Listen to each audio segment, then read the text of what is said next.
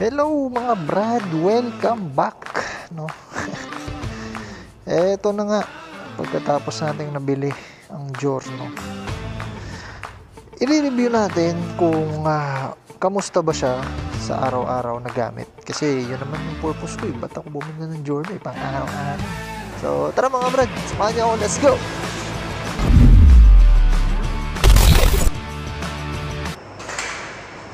Sir! Sir! So, unang-una sa lahat, mga brother,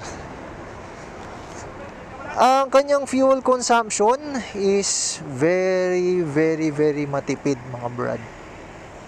As in, matipid talaga. Imagine, 114 kilometers. Tapos, half tank. Half tank pa siya.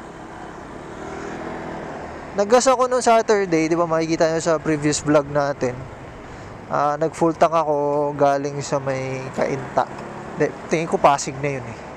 Kasi boundary yun eh. Full tank ako doon. 400 something na gastos ko sa full tank. Tapos 114 kilometers na yung nakalipas. Kalahati pa rin yung tangke natin. So I guess tingnan natin yung fuel consumption niya. Ayun 46.9 kilometers per liter. Napakatipid nun, brad. Napakatipid. 46. Kailan ba yun yung sinundo ko si Miss Jejabel?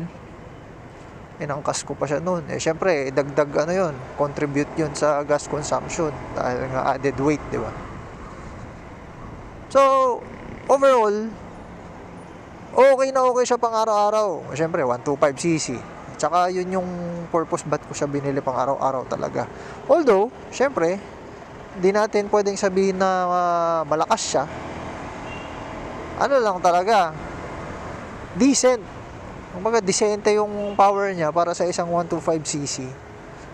Kasi ang habol naman dito, yung commute eh. Yung commute talaga eh. Hindi ka pwede maghanap ng power sa 125cc, lalo scooter. Kahit naman yung mga big bike na scooter, yung mga maxi scoot, hindi naman din ganun kalalakas yung mga torque nila. So, sakto lang. Sakto lang for a 125cc. Pag tinatanong ako ng mga kabrad natin sa opisina, kamusta yung Giorno? Ganito, ganyan, blah, blah. Okay naman. 125cc, matipid. Yun kasi talaga yung unang-una mong i-consider kapag pang daily, if matipid ba siya o hindi.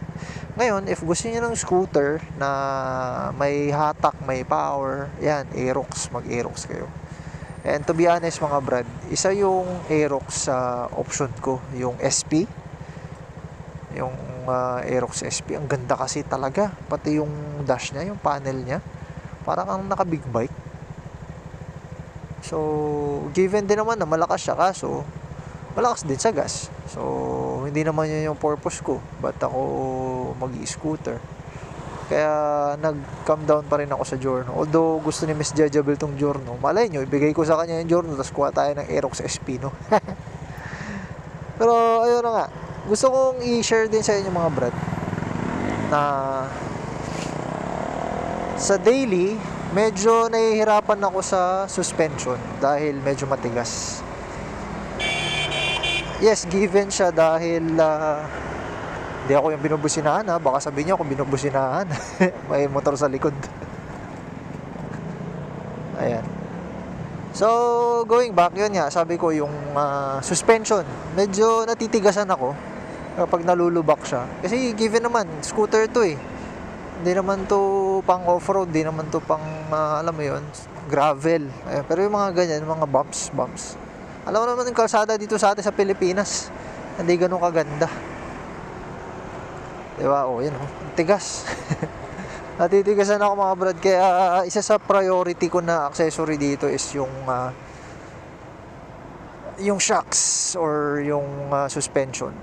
Kailangan natin magpapalit. Salamat sa mga kabrad natin sa Facebook na nagsuggest Pro Fender daw. Maganda daw yung Pro Fender, nasa 13 to 14,000 pesos. So, pag-ipunan natin yun. Hindi muna tayo mag-o-all-ins. Alam ko yung all-ins nasa Yung all-ins nasa ano nasa 26 to 36,000. Hindi ko lang sure. Pero mga ganun yung presyo nun. Pambira, baka magtampo si Koy pag inuna kong i-all-ins to. Although daily kasi siya nang ginagamit, so reasonable naman, pero unfair naman kay Koy, di ba? So unahin muna natin si Koy mag-all-ins bago to. Another thing na gusto kong i-share is yung upuan, masyadong malapad. Kaya pag naka-standstill ako sa traffic, no? Para ako naka-tiptoe. Kay Koy nga, nakaganyan pa yung pa ako, both feet. Ito, medyo ganyan, no? Kasi malapad yung upuan, tsaka ang tigas. Hindi ko siya ina-expect na maging matigas. Kasi ang lapad niya, Normally ba pag malapad, dapat malambot. So, ewan ko, ba't ganun? Tingin ko pag nilong ride ko to, mahihirapan tayo sa sakit puwet natin. Kaya isa rin yun sa accessory na kailangan nating bilhin. And sooner or later mga brad, pang long ride natin to. Kasi matipid Tsaka tignan natin kung gaano katagal, ano. May mga nakaka-chat na rin ako na owners ng Giorno sa Facebook. And tignan natin, baka may gustong sumama. Pang long ride natin to, uwi tayong Pangasinan. Sama natin si Miss Jejabel. Imagine, 46 point, mga ilan yun? 46 point something kilometers per liter. Edi, yung 200 plus kilometers na biyahe natin pa uwi ng Pangasinan, isang full tank lang, no? Solid yun, ha? Malalaman natin yan soon, mga brad, pag lumabas na yung plaka ni Giorno. Wala pa kasing plaka si Giorno, si Dajo pala. Ayun, tingnan nyo, sarap ng buhay. Sunod, yung weight, di naman siya mabigat. Ewan ko, naninibago ako kasi nasanay ako sa big bike kapag traffic. Alam naman natin, pag big bike, ang bigat talaga niyan. Pero nung pagdating dito kay Dajo, alam ko nasa 88 kilograms lang to, wet weight. Wet weight. So magaan yun, ha? Magaan yun. Hindi rin ako nahirapan na i-center stand siya. Kaya ang dali niya lang isingit-singit sa traffic. Yung turning radius niya malaki din naman, no? Parang ganun sa NMAX. Diba? Sulit. Ito ang talagang daily. Ito ang pan-daily. Also, yung looks. Nako, mga bread. Hindi na natin pagtatalunan yan. Napakaganda talaga ng forma ng mga classic. Yan yung mga hindi nalalaos. Yan yung sinasabi nilang timeless. Diba? Timeless talaga. Tapos meron pa to yung automatic shut off. Hindi ko alam kung anong tamang term dyan, pero kapag nag-stand still ka, automatic siyang mamatay for fuel saving purposes. Alam ko yung mga latest na motor tsaka scooters meron ng ganitong feature. Hindi ko lang sure, baka mamaya magkaroon ng hindi magandang effect sa mga spark plug o ewan ko kung may spark plug ba to, pero yung starter ba, kasi syempre prone siya sa start stop, ewan ko. Pero for sure naman pinag-aralan na yan ng mga manufacturers, kaya meron na silang meron na silang troubleshoot dyan. Yan, pigain mo lang, magi-start na siya agad. So mamatay siya ulit pag ka stand still, di ba? Yan, piga lang, G na.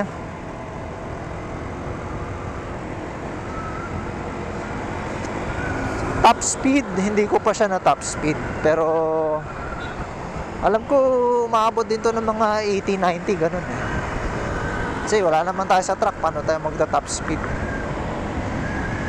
And balita ko, mga brad, correct me if I'm wrong, no? Pero yung makina nito pareho daw sa makina ng Honda Click 125. So if may mga upgrades kayo sa makina nyo ng Click 125, compatible din siya sa Giorno.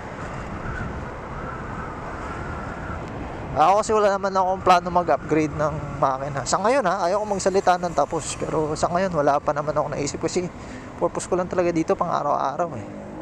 Kasi nga nabenta na natin yung electric scooter natin mga brad.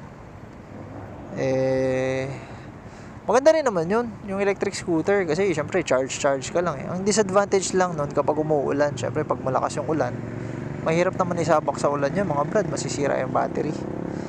Dito sa atin sa Pilipinas, parang kalahati ata ng taon ulan eh.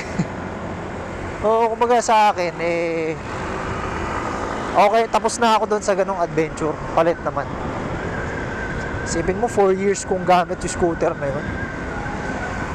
Ay, nakakamiss tuloy yung electric scooter ko. Anyway, mga brad, dito na tayo sa bahay. Tapusin ko na dito yung vlog, no? Short vlog lang. Very short. Hindi ko pala pinatay.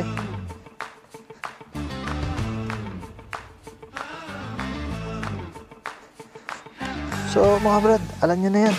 Lagi ko sinasabi sa inyo, kapag napagkatiwalaan, ingatan. Let's go!